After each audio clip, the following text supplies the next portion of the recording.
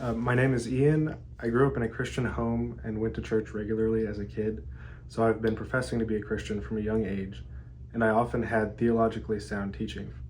However, there were continuously times in my life as I grew where I can see that I was not intentionally pursuing Christ, and instead pursuing my own fleshly desires. When it became my decision, I did not make much of an effort to surround myself with other believers, and though I still thought of myself as a Christian, my thoughts and actions rarely showed it. I occasionally would read my Bible and pray, but I did not know God well and did not follow him as I should have. Though I did not act as a Christian should, I could see a desire in myself to be free from sin, and I would often pray for forgiveness and a change of heart.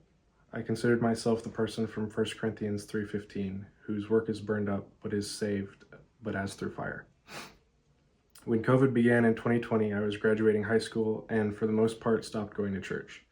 Because I had not surrounded myself with Christian friends, I was gradually drifting away from Christ and would rarely read my Bible or pray. I did not really have anyone to help build me up spiritually, and so I continued to run towards my own selfish desires. Then, at the end of 2021, I got a job where I got to work with some of my old friends from this church and a girl, Madeline, who is now my wife.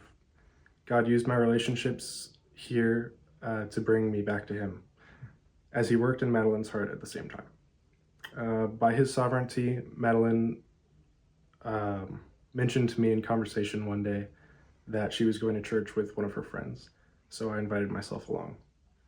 Although the church we went to is not very theologically sound, Madeline continued to be interested in learning more about Christ, so we started going to Abundant Life shortly after.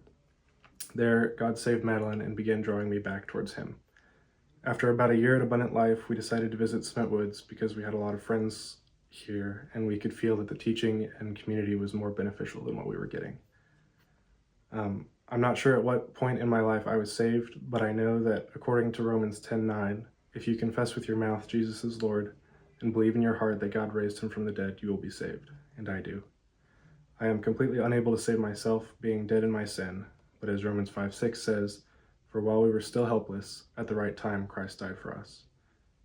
I know that Jesus was sent to live a perfect life, and then, because of his love for me, he died on the cross, taking the punishment that I deserve for my sins. And I believe that because I choose to follow him according to his calling, his righteousness is applied to me, and I will spend eternity with him.